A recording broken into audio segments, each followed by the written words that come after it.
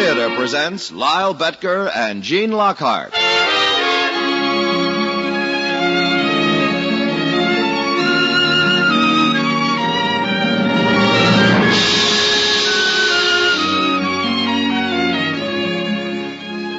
Hollywood, the Mutual Network, in cooperation with Family Theater, presents The Criminal, starring Lyle Betker. And now, here is your host, Gene Lockhart.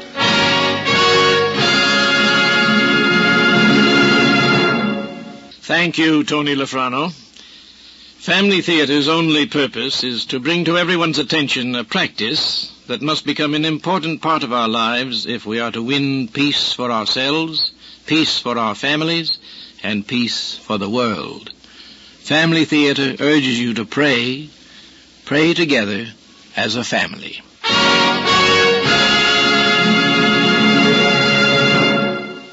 And now to our transcribed drama, The Criminal, starring Lyle Betker as Alan.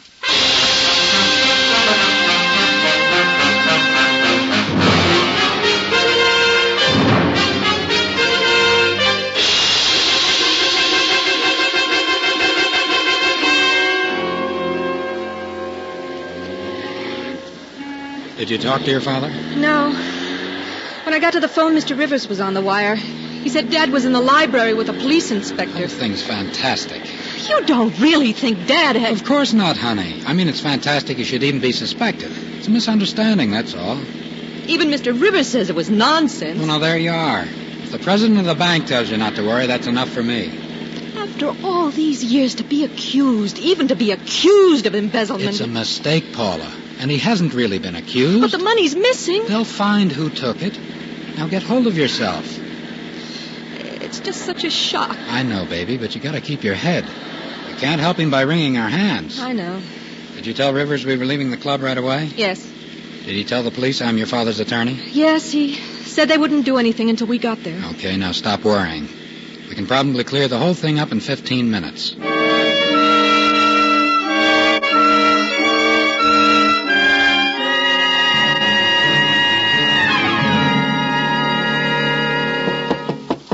Yes? Alan. I understand the police are still questioning him. Yes, in the library. Isn't Paula with you? No, she went upstairs. She's pretty upset. I can imagine. Oh, incidentally, there's been another development. Huh? The district attorney's come into the case. Broderick? He's on his way over right now. He doesn't waste any time. I'm thinking the same thing. How did he get a hold of this so quickly? When did you first learn of it? The bank examiner called me this afternoon about 4. He might have called the DA at the same time. Even so, it's so quick. Almost as if Broderick was waiting for it. You think he might be trying to make some political hay out of this? Why shouldn't he? It's perfect. You're running against him this fall. Jim and I are your biggest backers. I know, but even so, there's no possibility that Mr. Gregg would... But I'm thinking how it can look, or how Broderick can make it look, if he presses for an indictment. Let him press. We'll laugh him out of court. I hope so. Yes? I'm glad you're here, Alan. Mr. Gregg. Jim, come in. Sit down. How'd it go? Pretty embarrassing yet, I can tell you that. Someone looks you in the eye and all but says you're a thief, and you get to feeling like one. Now, don't let it get you down. First of all, there's not a scrap of evidence. The money's missing, Alan. That's evidence. I know if I were a policeman, I'd think so. It's a bad dream, Jim. It's a nightmare. Mr. Gregg, listen. Who could have taken it? Who actually handled the investment accounts? Well, that's just it. Technically, they were my responsibility. No, I mean the books. A vice president doesn't do that. Well, that gets us into a problem. What do you mean? Well, for the last 3 months, I've been using Mr. Jameson to handle those accounts. But they're clean as a whistle for the last 3 months. And that's what I was afraid of. It means we're up a blind alley. Oh, good grief, Jim. Was it old man Murray who formerly handled those books? For the last 12 years, right up to the day before he took his pension. Oh, brother. What's wrong? If this man marries the guilty party, You don't seem to understand, Alan. We can't bring Murray to trial. Why not? He died last April. Heart attack.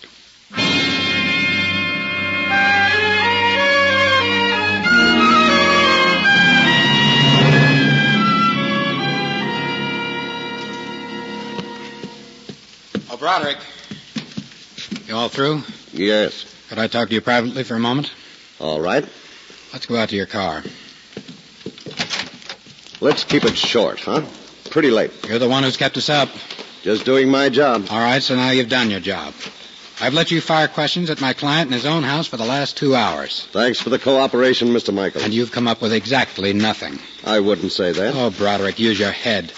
I can understand a little publicity seeking, but not a thing Look, like... Michaels, I didn't take the $200,000. And neither did Mr. Gregg. The man's one of the foremost investment counselors in this state. He's got a spotless reputation. They all have until they're caught. It was Murray, his bookkeeper. The thing's so plain it's childish. Murray handled the accounts, kept the books. And then very conveniently died 4 months ago. What of it? I don't like it, that's what of it. The built-in patsy. The little man who isn't there. And who can't be put on trial. That's what you really don't like, isn't it? Now, don't get silly. There's no trial, there's no headlines, and we can't have that. It wouldn't be your thinking of headlines, would it? And how to keep your future father-in-law out of them? All right. I'll tell you what I'll do. I suppose no matter how much mud you'll have to throw, you're going to try for an indictment. I think I can get one. If I promise to withdraw from the race for district attorney, would you drop this thing? You've got me all figured out, haven't you, Michaels? I think it's a fair offer. That's why you're going into it. I'm just a political hack. Night school lawyer who couldn't make a living if he weren't on the state payroll. Now, let's keep personalities out of this. I've made your proposition. That's right. And it's about the dirtiest one I've had this week. I think you know why I'm doing this. I don't care why you're doing it. You're doing it. Maybe I'm wrong. Maybe Gregg's as clean as a whistle. He is. Why won't you see it? Because I don't look at it the way you do. But you're just going to injure the man needlessly. You're making a mistake. I hope you're right. You won't believe it, but I always hope an accused man is telling the truth when he claims to be innocent. Even when he's backing your political opponent? Maybe Gregg never told you. Told me what? 12 years ago, he backed me for district attorney. And he's only asked me to do one thing all the time I've been in office. This is a nice way to show your gratitude. It's the only way I can. How do you figure? The thing he asked me to do was a good job.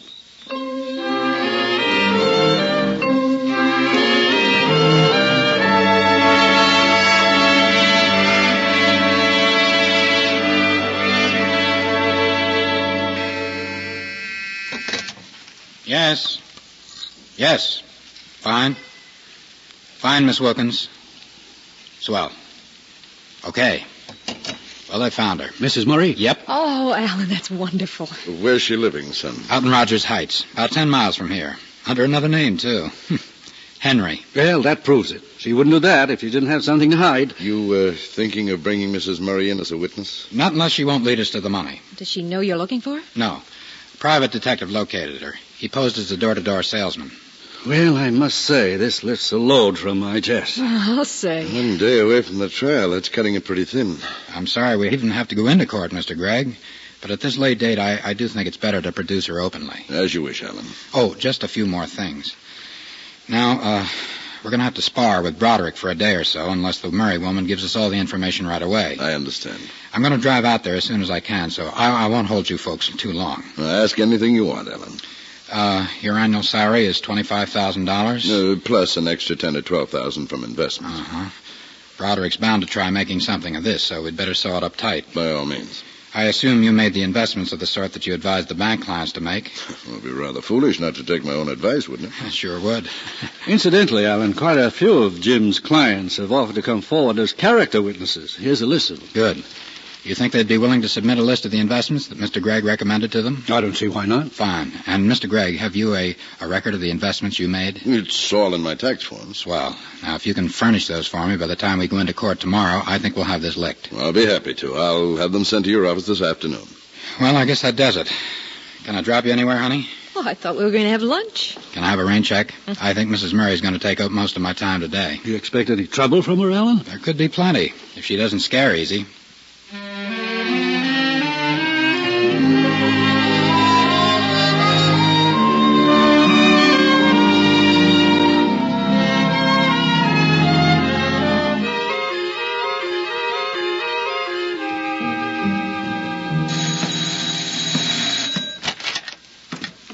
Yes? Mrs. Henry? Yes? Here's my card, Mrs. Henry. I'm a lawyer. I'd like to talk to you. Alan Michaels. Yes, it's about your husband. I don't have a husband. I know that, Mrs. Murray. What do you want? I want to help you. May I step inside? Oh, all right. Come on in. Now, what about my husband? Mind if I sit down? Suit yourself. Thank you. I take it you've seen a newspaper in the last few days? You mean about Mr. Gregg? He goes on trial tomorrow morning. He'll be all right. They'll never convict him. The district attorney's going to try pretty hard. If he's innocent, they won't convict him. Maybe not. But they'll drag him through the mud, and even if he's finally acquitted, it'll probably ruin him. Why? Because there'll always be doubt in people's minds. They'll always wonder. You can't stop people from doing that. Yes, you can. You can prove someone else was guilty. I don't know what you're talking about, mister. I'm talking about your husband, Mrs. Murray. Get out of here. Now, that won't do any good. I'm trying to be polite about this. The insurance people won't be. What insurance people? The ones who have to make good that $200,000 your husband stole. Oh, you're bluffing. I haven't got anything to bluff with, Mrs. Murray. I'm just telling you how it's going to be. I don't know anything about it. They'll hound you to death. They've been robbed. But I don't know where it is. Oh, Joe told me once he made some money on investments, but it wasn't that much. Then why did you change your name and move away? I just wanted to. Now, look, Mrs. Murray.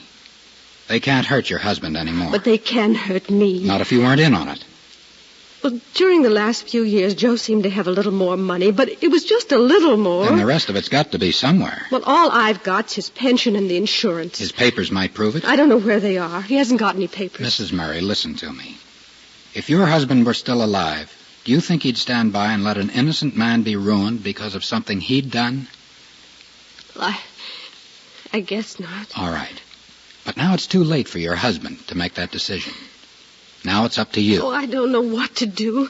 Joe never admitted to me that he was stealing. But you suspected it. Well, I didn't understand where the extra money was coming from. He was a methodical man. He must have kept records.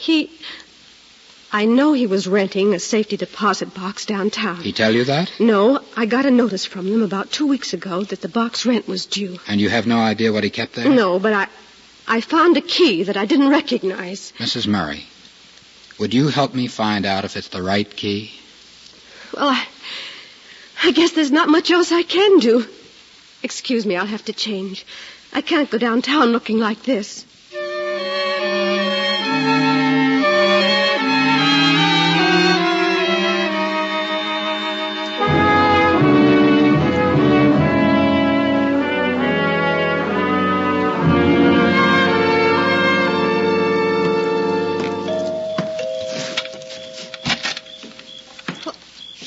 Mind if I come in, Paula? Well, of course not, dear, but it's almost 1 a.m. Well, what's wrong? Is your dad still awake? No, he went to bed about an hour ago, but I think he's reading. Has Mr. Rivers called? Oh, no. He's probably on his way over. Alan, what's this all about? Come on into the library. I want to show you something I found this afternoon. About the case? Yeah. Do you want me to get Dad? Well, maybe you'd better. It's probably Mr. Rivers. Well, will you answer it? Sure. I'll go upstairs and get Dad. All right, we'll be in the library. Alan? Hi, Mr. Rivers. What's going on? Come on in. I just got here myself. You said you'd located something in Murray's deposit box. Got it all right here in my briefcase. Paula went up to wake Mr. Gregg. They'll be right down. You think you can prove Murray was the person who took the money? No question about it. Alan, I can't tell you how proud and grateful... Well, now, you'd better say the congratulations until you hear the whole story, Mr. Rivers. What do you mean? Well, this is an unexpected visit, Ed, Alan. Jim, he's got it. Murray's the man. Is that what you were going to show me, Alan? That and a few other things. Would you all make yourselves comfortable? How did the interview go with Mrs. Murray, Alan? Very productive. Now, it seems that Murray kept records in a deposit box. Very complete records of the money and what he did with it. You think the evidence is airtight? As far as it goes, yes. If Murray were alive, we could take him into court and prove he was an embezzler. But it would still leave quite a few questions unanswered. What do you mean, Alan? Well, I went downtown with Mrs. Murray, and we opened the deposit box. All I found were these investment receipts, records of stocks and bonds that Murray had bought with the stolen money. They were sizable transactions and very successful, too. That's strange. Murray was hardly what I'd call a shrewd financial analyst. That's the way it hit me, Mr. Rivers. So I assumed if he was a thief on one count, he wouldn't stop at helping himself to any advice that might have been available. You mean financial advice? Yes, it occurred to me, Mr. Gregg, that he might have kept close tab on the advice you were giving to your clients and using that without you knowing it. I suppose that's possible. I keep such information very confidential, though. Of course, Once the transaction is complete and the purchase is credited to their account, then Murray would know about it. He was the man who kept the records. That must have been it, Jim. That's the only way he could have done it. Well, that's the way it looked to me. But there was one thing that didn't fit. What? The money. That's what stopped me. The money itself had just vanished. Well, maybe he spent it. On what? His way of life improved a little, but not $200,000 worth. Well, he might simply have hidden the money in a shoebox or something. I thought about that, too, but it didn't make sense. He wouldn't have had to. How do you figure that? Murray made enough to return the stolen money, or at least a lot of it, and still be ahead of the game, way ahead. So why didn't he return the money? I can't imagine. It would have been simple if he'd wanted to. Exactly. So the only answer that made sense is that he didn't have it to return. Well, I'll admit it's a puzzle, Alan, but it still doesn't alter the fact that Murray took the money. You say you've got proof of that. Yes, but I still didn't know where the money went. What became of it? So I got to wondering about those investments. What do you mean? I mean, I got checking the purchase dates of Murray's investments against those of your father's clients. What did you expect to learn from that? Well, for one thing, I noticed that most of Murray's transactions were short-term investments. He'd buy a stock, hold on to it for a few days at the most, and then unload it, usually at a profit. That's not uncommon. Do many of your clients do that, Mr. Gregg? Yes. I've occasionally done it myself. Of course, you have to know what you're doing. That's what I mean. It takes knowledge and timing. Oh, yes, indeed. What do you mean timing, Alan? I mean, it has to be done quickly. You have to know when to buy and when to sell, or you won't make any profit. Oh. Well, sometimes it's just a matter of hours, isn't it, Mr. Gregg? Well, it's infrequent, but yes, sometimes. I noticed that none of Murray's short-term transactions ever ran for more than a few days. I mean, between the time he bought the stock and then sold it. Alan, what are you getting at? Well, I'm just trying to figure something out. Well, can't you tell us what it is? All right, Paula.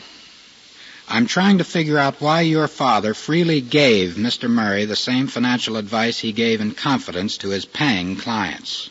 Gave Mr. Murray? Alan. Son, aren't you jumping at rather a rash conclusion? I hope I am, Mr. Gregg. But look at these purchase dates in some of Murray's receipts. Now, here. Take this one, the oil stock. March 10th last year.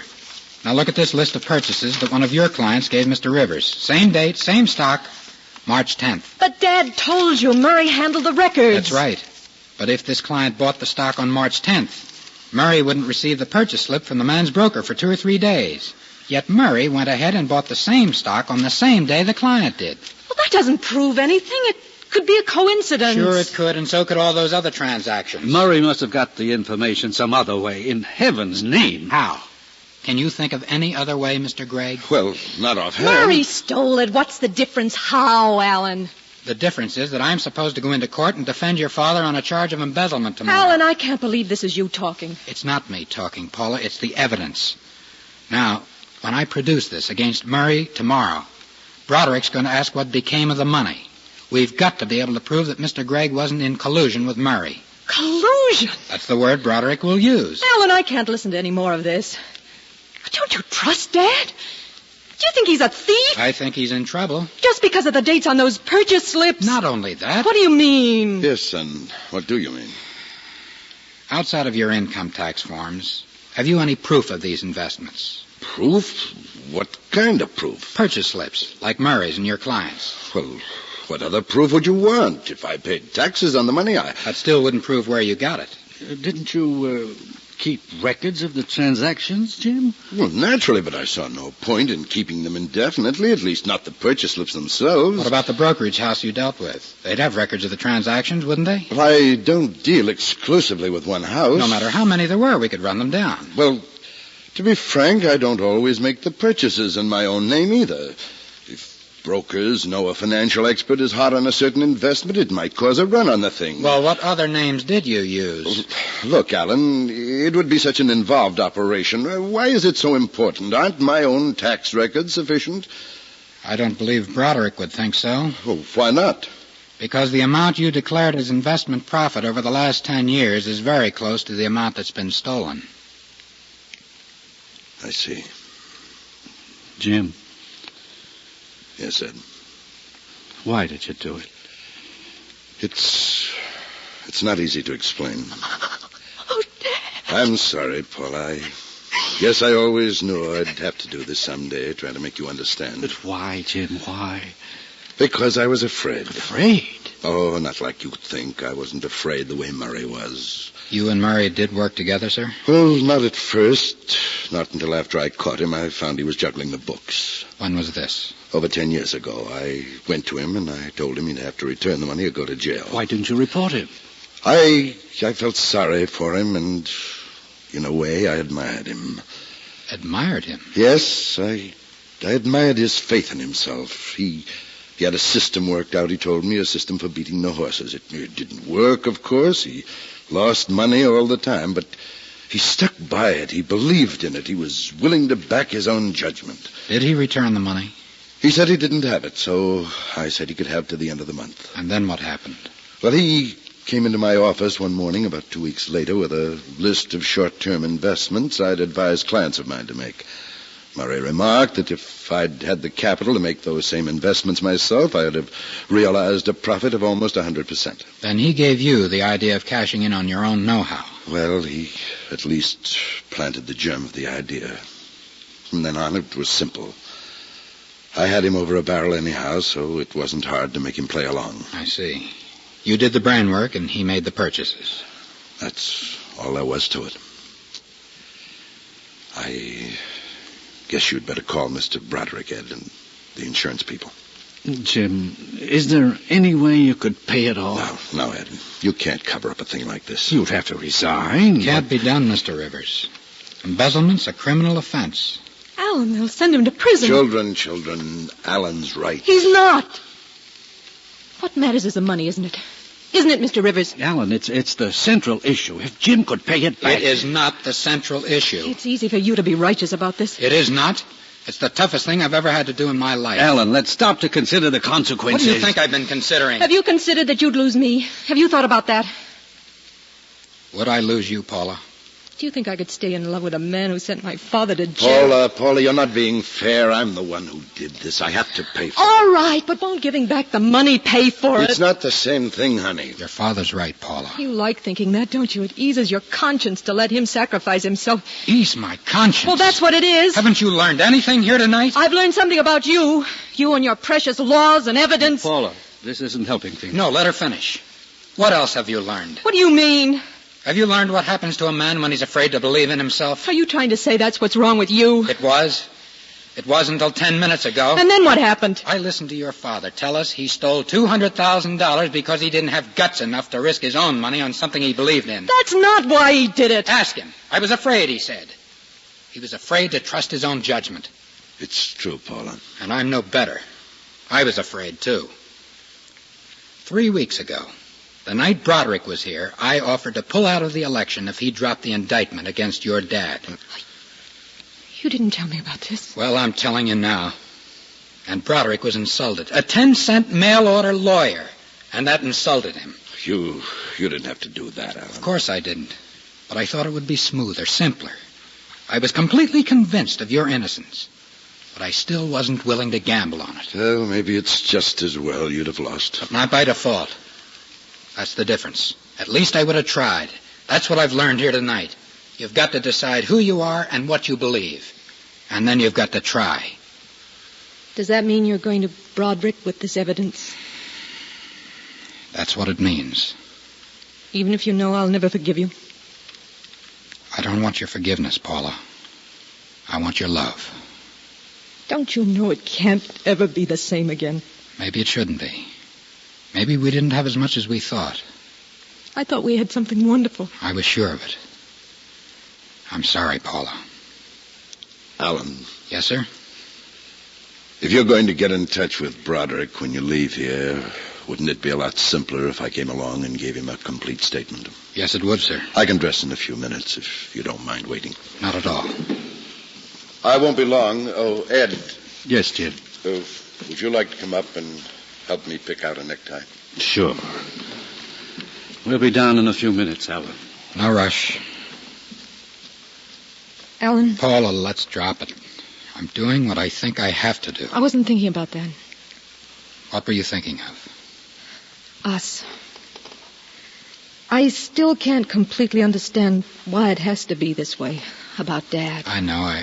I don't expect you to. But I want to. And I think I should. Because it seems to have something to do with how you'll stand by what your heart tells you is right. I like to think that's what it is. So do I. Why should it matter to you now? Because after all this is over and I begin to understand why it had to happen, I'll still care what your heart tells you about me.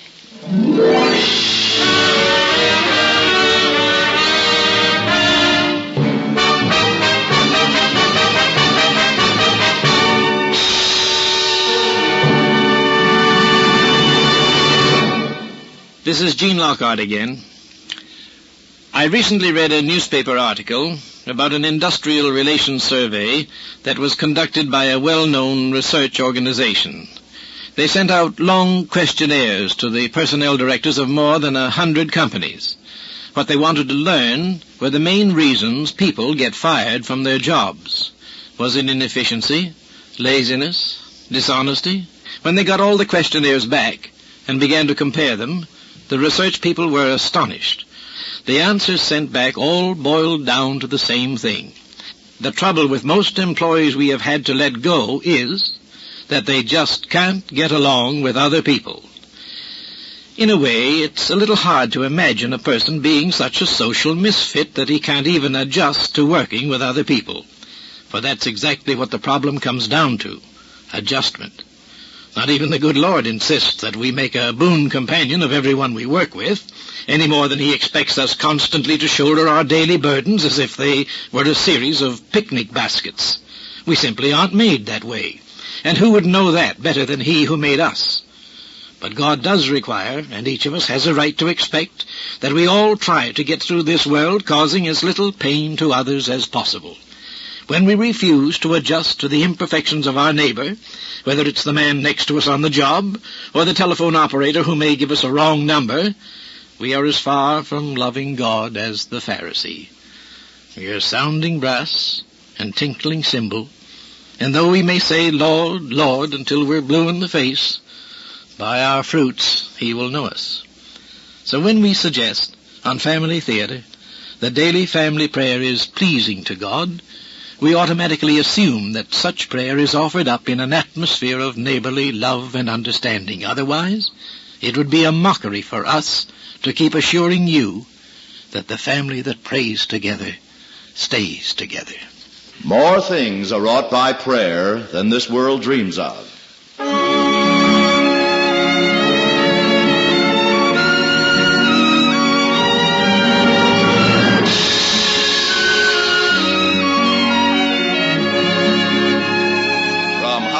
Family Theater has brought you transcribed The Criminal, starring Lyle Betker. Gene Lockhart was your host. Others in our cast were Gene Bates, Margaret Brayton, Herb Butterfield, Ted DeCorsia, and Don Kirk. The script was written and directed for Family Theater by John T. Kelly, with music composed and conducted by Harry Zimmerman. This series of Family Theater broadcasts is made possible by the thousands of you who feel the need for this type of program, by the Mutual Network, which has responded to this need, and by the hundreds of stars of stage, screen, and radio who give so unselfishly of their time and talent to appear on our Family Theater stage. To them and to you, our humble thanks. This is Tony Lofrano expressing the wish of Family Theater that the blessing of God may be upon you and your homes, and inviting you to be with us next week when Family Theater will present Tennessee's Partner, starring Walter Brennan. Joan Evans will be your hostess. Join us, won't you?